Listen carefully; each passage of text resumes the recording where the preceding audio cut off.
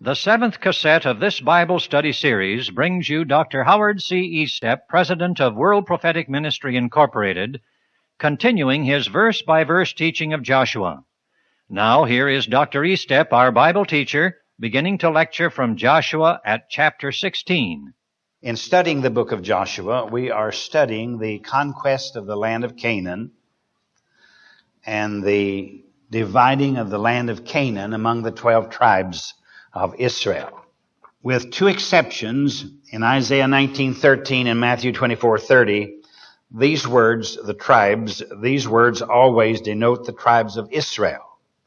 A tribal group composed or comprised all the individuals descended from the same ancestor. In the case of the Hebrews, each tribe was made up of all the persons descended from one of the sons of the patriarch Jacob. The clan was composed of kinsmen on the father's side, and the leaders of the tribe are called princes or rulers. The 12 tribes of Israel were first mentioned by Jacob in prophecy, Genesis 49, verse 16 and 28. While the Hebrews were in Egypt, they were grouped according to their fathers' houses. And they left Egypt. The whole company was conceived of as the 12 tribes of Israel. The 12 sons of Jacob were Reuben, Simeon, Levi, Judah, Zebulun, Issachar, Dan, Gad, Asher, Naphtali, Joseph, and Benjamin. Although they all had a common father, they had 4 mothers, Leah and Rachel, who were full wives, and Bilhah and Zilpah, who were concubines. The tribes were called by these names. On the breastplate of the high priest were 12 precious stones arranged in 4 rows. Each stone had the name of a tribe engraved on it, according to the book of Exodus chapter 28. When the Israelites were numbered to find out the number of the men of war in each group, the tribe of Levi was left out of this census because the Lord selected them, that is the tribe of Levi, to take care of the keeping and transporting of the tabernacle and its furniture, according to Numbers chapter 1. The whole encampment of Israelites at Sinai was organized, and each tribe assigned its place in which to march and to camp. The leadership of Judah among the tribes was prophesied by Jacob in 49 verse 10 of the book of Genesis. And this tribe was assigned first place in the order of marching. Judah also was the first tribe to offer an oblation after the setting up of the tabernacle, according to Numbers chapter 7 verse 12. The withdrawal of the Levites from the group of tribes left 11 of them. And in the list of leaders from each tribe who were to take the census, the children of Joseph are represented as divided between the tribe of Ephraim and the tribe of Manasseh. Before the Israelites entered the promised land, 2 tribes, Reuben and Gad, and half of Manasseh, chose to settle on the east side of the Jordan River. After the land of Canaan was subdued, the land was divided among the 9.5 tribes, according to Joshua chapter 15 through chapter 19. Judah was given the first lot and received the largest area of territory, according to Joshua chapter 15 verses 1 through 62.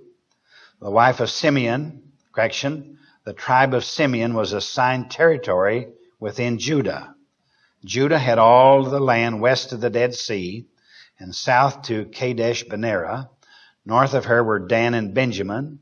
Ephraim was next to them. Manasseh, the half-tribe, was next to then Issachar, Zebulun, Naphtali, and Asher were situated north of the valley of Jezreel, east of the Sea of Galilee, and extended northward to the Lebanon mountains.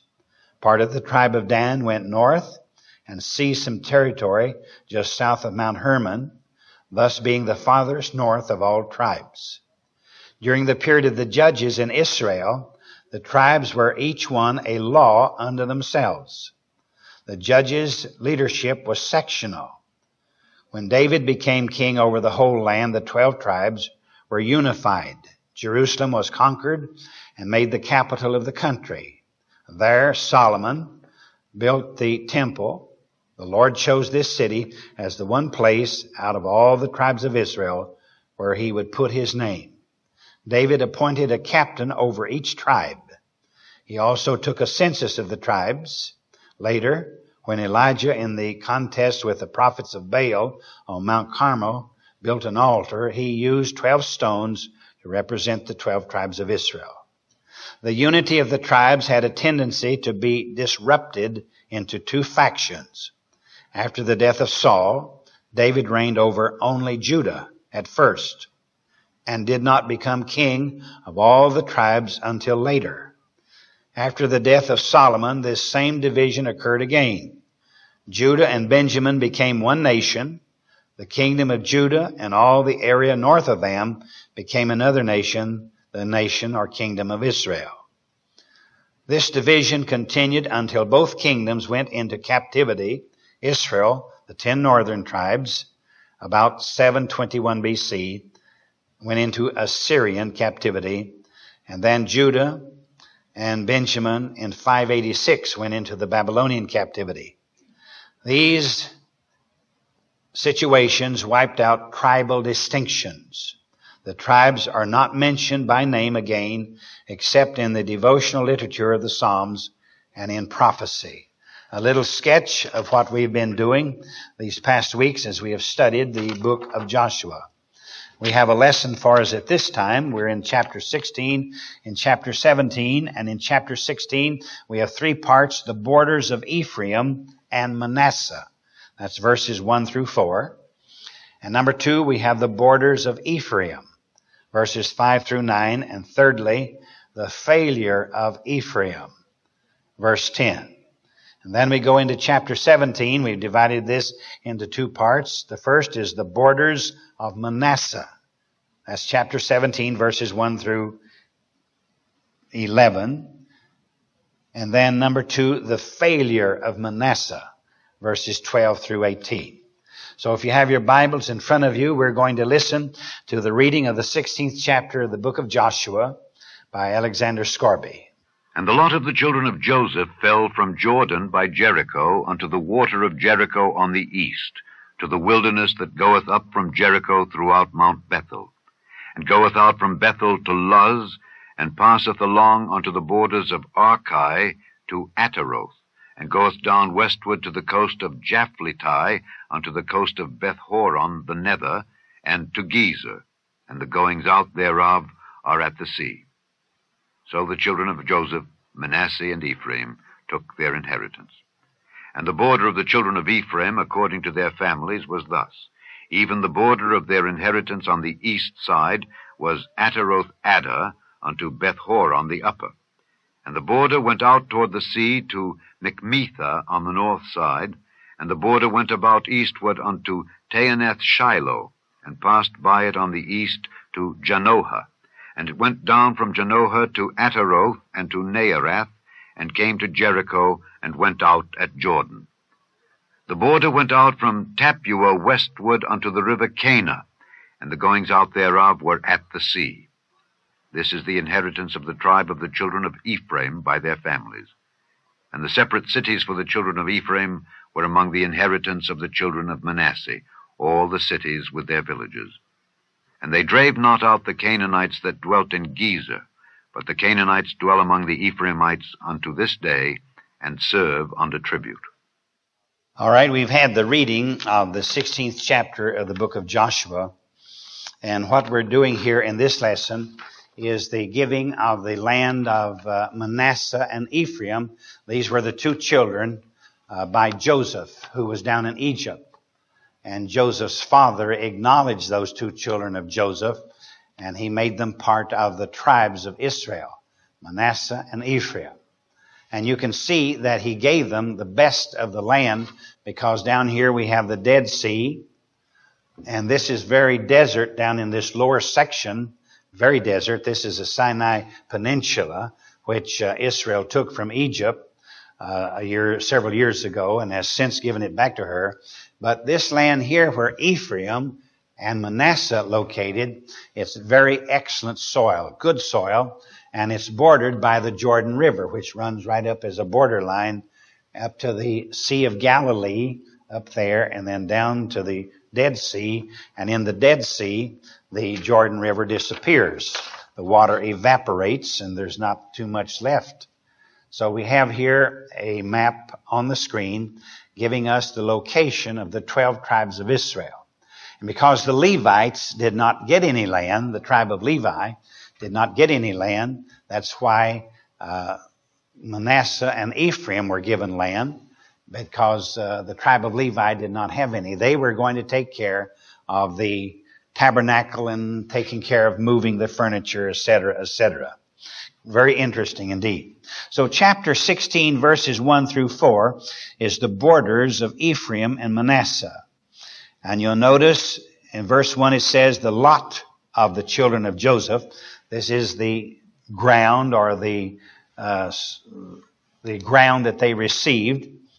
It came from the Jordan by Jericho unto the water of Jericho on the east. So we have the border over on the east of Manasseh and Ephraim. The border over there is the Jordan River. And then they went all the way over to the sea, the Mediterranean Sea, all the way over here. So they were given the best of the land. Ephraim was knocked out here. He didn't get to the sea because of this tribe which came up. So they had the best of the land, really, because that's in the area where Jerusalem is, where all of the beautiful olive trees, etc., grow. So verses 1 through 4 give us the borders of Ephraim and Manasseh. Then when we go from verse 5 down to verse 10, we have the borders of Ephraim. Verse 5 says, the borders of the children of Ephraim according to their families were thus. Even the border of their inheritance on the east side was Adaroth Adar unto Beth Horon the upper. So if you study those few verses, you'll see where Ephraim had their land. They went up to the border of Manasseh, but they were bordered on this side by the Jordan River, which comes down and flows into the Dead Sea. And then they went over, not all the way to the sea, because another tribe had this land here, so they had to stop there. They got good land, good solid land that was tillable, land that was filled with all of the productivity that the soil could possibly give. Because when Moses was in charge of this group, before they ever came to the land of Canaan, God had told Moses what the promised land was going to be. It was going to be a land flowing with milk and honey, with various grains and fruits, etc. And truly it is a marvelous breadbasket in that part of the world, because the Israelis are feeding a great amount of people all over Europe. They're exporting literally hundreds of thousands of crates of fruits and vegetables. They have these big 747 airplanes flying out every day, something like 4 or 5 of them, taking loads of fruit and vegetables to Europe. And this is the land originally given to Manasseh and Ephraim. It's an interesting study. It could be a little bit monotonous, but when you study these things, it gives you an insight into this land, because this land was given them by God 400 years before Joshua ever appeared on the scene. Before Joshua ever came to become the head of the tribes, before Moses had died, this land was designed by God for them, because God told Abram while he was still in the Ur of Chaldees. Ur of Chaldees is some 400 miles that way east of what is now the state of Israel. And God told Abram before he ever left Ur of the Chaldees just the kind of a land that his posterity would be occupying. It would be a land flowing with milk and honey, pomegranates and grapes, etc., etc. So it is a beautiful land, one that's very fertile. Now we move to chapter 17, because in chapter 17 you'll notice that we have there the borders of Manasseh and the failure of Manasseh. But before we move to 17, notice the latter part of verse 10. of chapter 16. And they drave not out the Canaanites. In other words, Ephraim, one of the sons of Joseph, this was still occupied by some of the Canaanite tribes. And Ephraim was not strong enough to get rid of them, and so Ephraim lived with the Canaanites. And that's what verse 10 is telling us in chapter 16. And they drave not out the Canaanites that dwell in Gezer, but the Canaanites dwell among the Ephraimites unto this day and serve under tribute. That's when Joshua was writing this book, when it says unto this day. Not this year that we're teaching this scripture verse by verse, but in the days that Joshua wrote the book. So they put them under tribute. They had to pay special taxes. They did get that out of them, but they still lived in the land.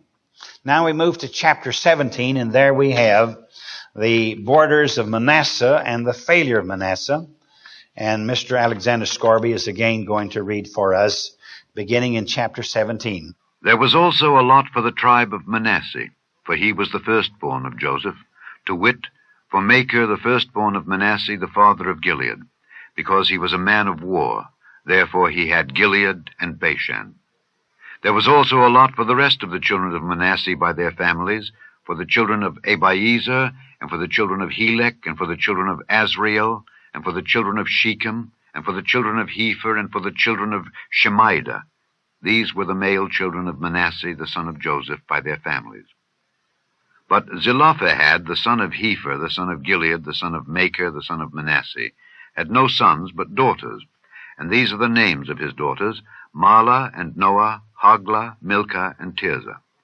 And they came near before Eleazar the priest, and before Joshua the son of Nun, and before the princes, saying, The Lord commanded Moses to give us an inheritance among our brethren.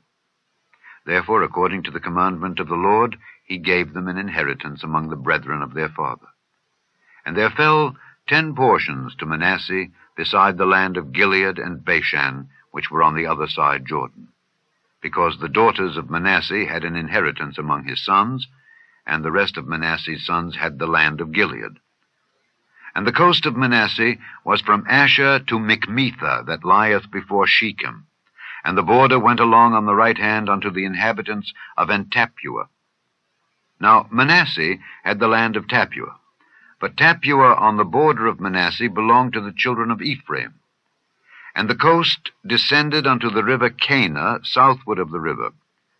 These cities of Ephraim are among the cities of Manasseh. The coast of Manasseh also was on the north side of the river, and the outgoings of it were at the sea. Southward it was Ephraim's, and northward it was Manasseh's, and the sea is his border. And they met together in Asher on the north, and in Issachar on the east. And Manasseh had in Issachar and in Asher Bethshean and her towns, and Ibleam and her towns, and the inhabitants of Dor and her towns, and the inhabitants of Endor and her towns, and the inhabitants of Taanach and her towns, and the inhabitants of Megiddo and her towns, even 3 countries. Yet the children of Manasseh could not drive out the inhabitants of those cities, but the Canaanites would dwell in that land. Yet it came to pass when the children of Israel were waxen strong, that they put the Canaanites to tribute, but did not utterly drive them out. And the children of Joseph spake unto Joshua, saying, Why hast thou given me but 1 lot and 1 portion to inherit, seeing I am a great people, forasmuch as the Lord hath blessed me hitherto?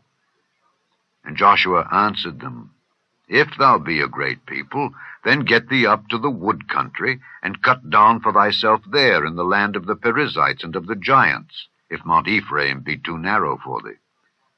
And the children of Joseph said, The hill is not enough for us.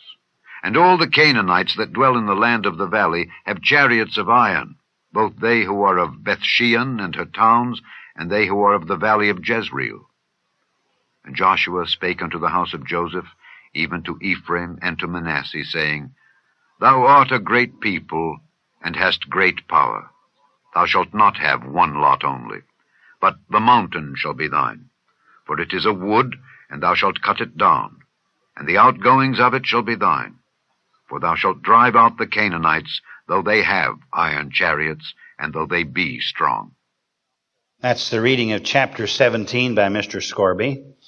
And this gives us the borders of Manasseh and the failure of Manasseh.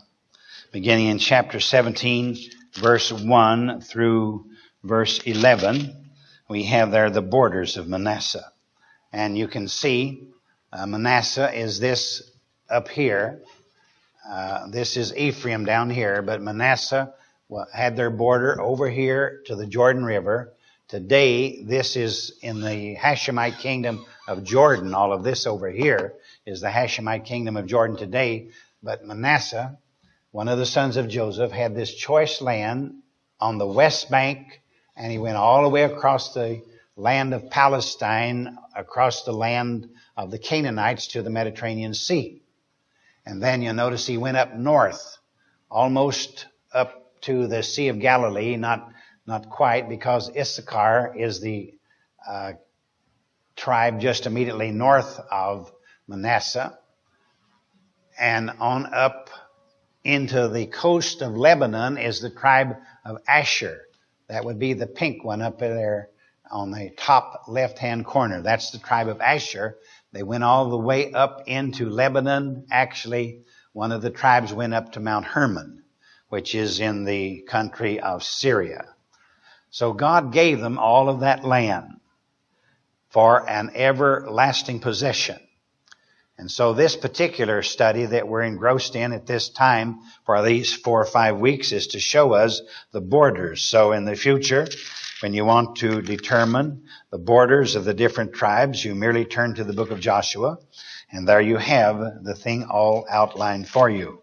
So chapter 17 from 1 through 11 verses, we have the borders of Manasseh, and then the failure of Manasseh in verses 12 through 18, because the tribe of Manasseh wanted more land. They were desirous of having more land. They felt that they didn't have sufficient land. And so Joshua gave them permission to go into that area that they desired and drive out the Canaanites and the different ones who were occupying the land, which they weren't able to do, because those occupying the land at that time, according to verse 18, they had iron chariots and they were very strong.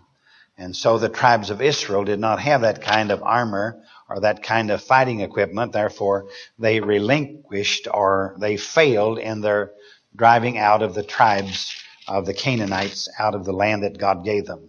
But the thing that is interesting to me about all of this land, we can take the Bible and we can ascertain where the tribes of Israel were given the land. It isn't something that's mysterious, something that we have no control over, but we can take the map and we can take the Bible and we can see exactly where God allowed the different tribes to settle.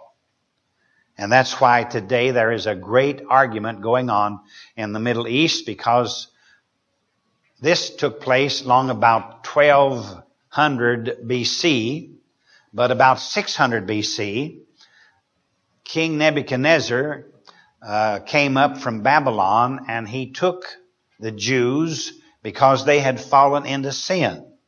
And they had fallen deep into sin. They had disregarded the God of their fathers. And so God gave permission for King Nebuchadnezzar and his Babylonian army to come in, and they took this land away from the tribes of Israel, who had been occupying it for almost 600 years. They had fallen spiritually. They had gone down grade spiritually. So they took the Jews off of the land, and they took them 400 miles east, or at least they took them up into the land of what is now Syria, and took them on over into what is now, what was Babylon, but which would be into that particular land north of there. And this land then was void of the 12 tribes. When the King Nebuchadnezzar came and he removed the Jews from off of this land, then the Arabs came in. The Arabs came in with the different armies of the world. The Turks came. They were there for something like 700 years. The Arabs came in, and they occupied all of this land that God originally, through Joshua, gave to the 12 tribes of Israel. And that's why there's a big argument going on in the Middle East at the present time, because Arabs are saying that the Jews have now come back, and they have uprooted them and taken their land without compensation. In some cases, that's true. The Jews have gone back, and they have taken the land away from them. But in many cases, and this is a documented statement that I'm about to make, in many cases, they have bought this land from whoever was holding it or residing on it when they started going back about 1917. So from 1917 to the present time, Israel has gone back. She has repossessed the land. The land had become run down. It was swampy. The armies of the world had cut the trees down. There were no trees to speak of in what is now the state of Israel, or any of this land occupied by the 12 tribes. The armies of the world had cut the trees down. There were no trees. And whenever you avoid a country or a nation of its trees, then you ruin the atmosphere, the ozone. You ruin it, and then the fallings from the trees, they enrich the soil. So all of that was void. And this land had literally become a waste when the Jews started going back in 1917. So from 1917 to this time, Israel has had a reforestation program. She has planted literally millions upon millions of trees in the land of Israel, or the land of Palestine. And today, there is approximately 4 million Israelites in this land which God originally gave to Abram before Abraham ever left the Ur of the Chaldees. When Joshua led the Israelites across the Jordan River and attacked the city of Jericho, along in here is Jericho, down here. This is, in this general area, is where the Allenby Bridge is, or the King Hussein Bridge, which if you're coming from Jordan, it's the King Hussein Bridge. If you're going from Israel over that way, it's the General Allenby Bridge. It's the same bridge. So down in here is Jericho, Gilgal, etc. So this land has now become fertile. It's probably some of the most fertile soil in all of the world. They grow fantastic crops. The Bible teaches that when Jesus Christ comes back, according to the 19th chapter of the book of Revelation, Jesus Christ is going to come back, and He is going to come to the city of Jerusalem, along in here somewhere, where the city of Jerusalem is located. He's coming back with the angels of heaven and the redeemed of all ages, and He's coming back to establish His kingdom, an earthly kingdom upon this earth. And at that time, He's going to allow the apostles of Jesus Christ to sit on 12 thrones judging the 12 tribes of Israel.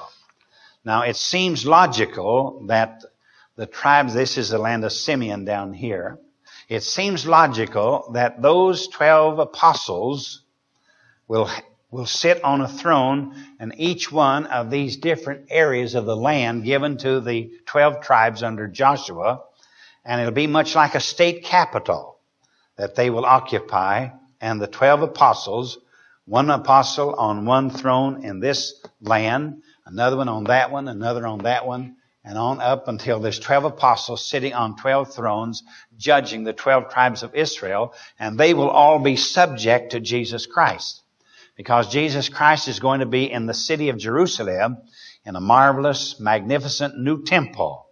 And He's going to rule the world for 1,000 years. But we Christians, we members of the body of Christ who have been made that way through the baptism of the Holy Spirit into the body of Christ, according to 1 Corinthians chapter 12, verse 13, we are going to reign in a glorified body over those tribes of Israel at that time. And of course, out around the area occupied by the tribes of Israel, the Gentiles will occupy. The Gentiles will not occupy this land. They will occupy other lands in the Middle East out around the tribes of Israel, because this land was given to the tribes of Israel for an everlasting, eternal possession. And there's no way in the world that you can ever take it away from them, because it has been an eternal gift by God to the 12 tribes. So these are peculiar people, very peculiar. Right now in Jerusalem, they're fighting among themselves. There are some minority, so-called Orthodox Jews, different sects of Jews over there, who resent excavations being taken in the area of the Temple Mound. And so there has been bloodshed, there's been all kinds of rioting, and there'll be further rioting, because even the Jews don't agree among themselves. So it's a very sad situation, and because there is terrorist activity over there, even among the Jews, some people are being killed by Jews killing them, because the Jews do not want this land touched in any way. They want it left as it was in the days of Bible times. And that's difficult to do, because we live in a new economy today, a beautifully computerized world in which we live. And so it's not good to leave it exactly as it was thousands of years ago. It's rather interesting that when Joshua led them, the Israelites, after Moses had died, he came across the Jordan River right above the Dead Sea here at Jericho. He came across the Jordan, and at that time there was only 2 million of them, approximately 2 million who had come up from Egypt. But today there's over 4 million in the state of Israel. There's something like 18 million all over the world. So they have multiplied and they have increased in numbers, and they are very influential all over the world. Jews control just about everything in this world. They control the banking industry. They control the military. They control politics. If you just stop to think of all the things that Jews are involved in, the Jews can raise multiplied millions of dollars within a few hours if they need to do it so. They are very wealthy people, extremely wealthy. They live very economically in a sense, but they are great masterminds at accumulating large amounts of wealth. So we have in this lesson, at this hour, we have determined the boundaries for Manasseh, and then we have determined the boundaries for Ephraim. These were the two sons of Joseph, who married a woman in Egypt. And when Jacob went down into Egypt to see Joseph, he took these two boys, Manasseh and Ephraim, up on his lap, and he kissed them and hugged them and announced to Joseph that they were becoming members of the family. And that's why God has allowed them to be part of the tribes of Israel.